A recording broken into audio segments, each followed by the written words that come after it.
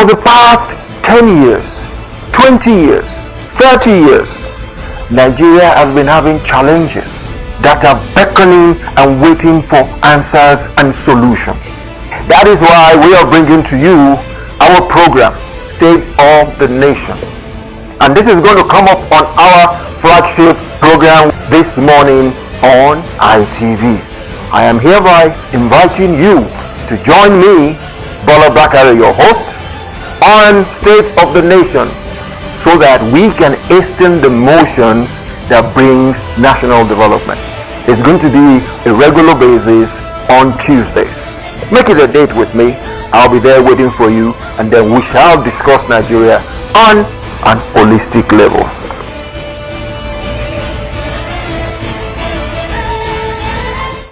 Because like my people, the Yoruba people say, there's a balance we say in Yoruba language that without the inducement of something, a barbiturate or a drug, most of the things that these our youths do, they cannot do them. And honestly, we should look at it closely, because this is the precursor to terrorism, kidnapping, banditry, cultism, you name it. Any negative aspect, you name it. It has a basis in drug abuse. Honestly, we cannot dwell on all the factors of drug abuse in one fell swoop. No. So what we are going to do is we are going to keep on educating our youths and the parents and the guardians about what to do. It is good enough that the federal government has given us an institution of government named NDLEA, Nigerian Drug Law Enforcement Agency, which takes care of all that drug abuse, the use, the transportation, the cartels and whatever. That institution of government is there to take care of it under the able leadership of retired General Buba Marwa. There is a good job being done in that aspect. But this morning we are going to start off with the basis, where it started from and what we should do. How do we mitigate this? To start with, let me educate us a little bit about that word drug. At times we confuse drug with medication. And it is when a medication is being overused that it becomes drug abuse. There are instances where simple prescription medication, when I say prescription medication, those are medications that should not be sold without a doctor's prescription. Because most cases, those medications are hallucinogenic.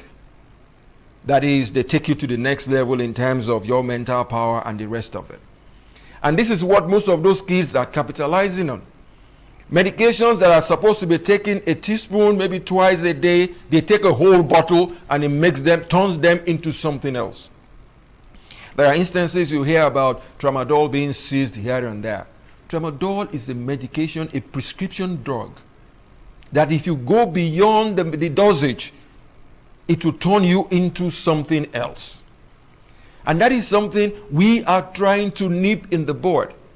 Like I said earlier, this is a factor for every one of us to look into. This is not a singular person's business. This is not the job of NDLA alone. These our youths, they have a family, they have brothers and sisters. They have people that they deal with. And it is where we should look at it closely. That is why what we are saying this morning is going to be the first in about 1, 2, 3, 4 series that we are going to be talking about. Now let's look about the ways and means of nipping it in the bud. By this, I mean, let us start from the home. When our kids start misbehaving, when they come back home, their eyes are glazed. You tell them A, they are telling you C and D. The level of cognition is affected. The level of responsibility and respect to you, the parent or the guardian, is no longer there. It's high time you start taking a cursory look, a closer look about what is wrong with that our youth.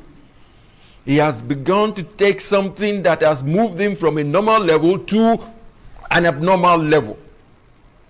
Like I said earlier, there is always that element of prescription drugs that are medications. Did you hear me? There are medications that when an overdose is taken, it becomes drug abuse, and the person taking those drugs will eventually misbehave. There are instances where this misbehavior can turn into a case where the child becomes a case study for the psychiatric hospital. There are instances too where barbiturates like cannabis sativa, which we call Indian hemp, which is something we find easily in every street corner. It has become the in thing. Most of these our kids go into it and believing that nothing is going to happen, because they believe if I can smoke cigarette, then I can be able to smoke this too. But the funny thing is, you cannot smoke it because it is a high level hallucinogenic. It takes you to a level you are not ready for. And it is where, like we are saying, that the absorption of illicit materials, drugs and medications by our youth is a case study, is a factor for all of us. It involves you as a parent, it involves me as a parent, it involves everybody. Before we turn the case to be a case of NDLEA, what were we doing ab initio?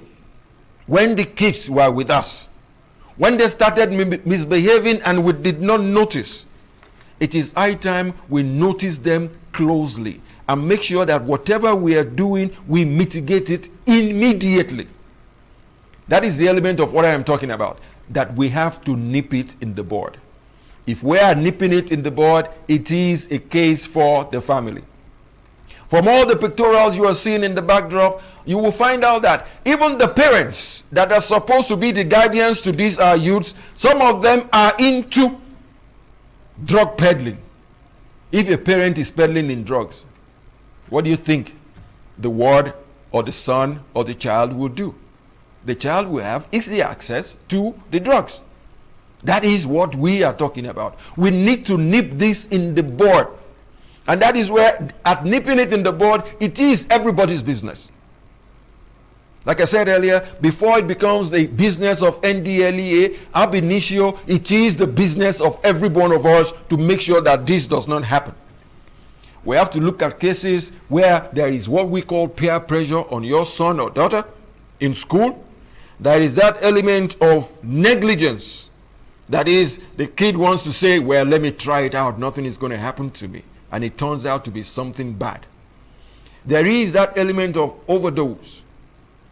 Even when the medication is correct, there are some instances where some cough syrups are so harsh, they tell you take one in the morning and one at night. In some instances, it is once at night before you go to bed because it's going to make you sleep. These our youths have turned it into a psychedelic drug, something they can take for the fun of it. And I am happy that the NDLEA, under the chairmanship of General Bubu Marwa, retired, is doing a good job to take care of it at that level. But this morning we are particular about nipping it in the bud. You are part of nipping it in the bud. If you're a parent, you're part of nipping it in the bud. If you're a guardian to a ward, you're part of nipping it in the bud. If you have kids in school that come with your own kids to come and say hi to your kid in the house, it is your duty to look at them closely and make sure they do not misbehave. Why on earth do you think we have cultism in high schools? Not in tertiary institutions, universities. In high schools, secondary schools, where the kids are just beginners in teenage. That is 13, 14, 15, 16.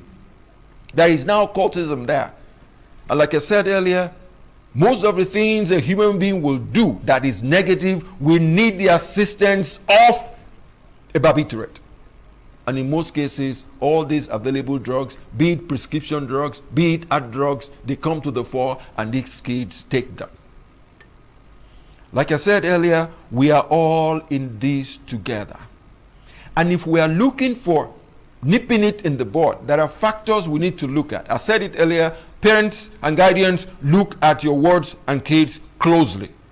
Whenever they are going wrong, you had them. You know their behaviorals. You know what they do. When things are going wrong, you will be able to see it.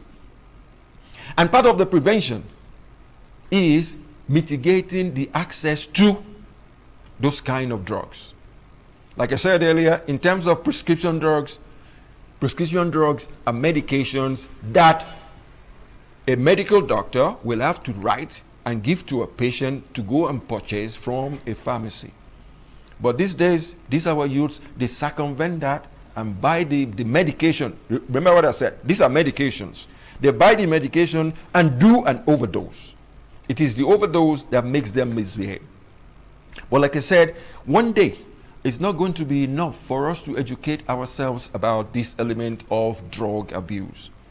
Today, we have been able to look at the element of mitigating the scourge of drug abuse by making sure that all hands are on deck. Parents, guardians, teachers, tutors, royal fathers, pastors, imams, they should be able to help us in educating these kids. Anybody that has access to maybe 1 kid, 2 kids, 10 of them, 20, maybe 100, at every forum, at every sitting, please and educate them about the negative aspect of drug abuse. After today, we shall be looking at some other aspects of it, because you would have been thinking, oh, this thing is wide. Why is Mr. Bakare not touching up on it? But we are taking it in bits and pieces so that you can understand and assimilate better. Later, we shall be talking about taking the drug enforcement law to the cartels and the barons.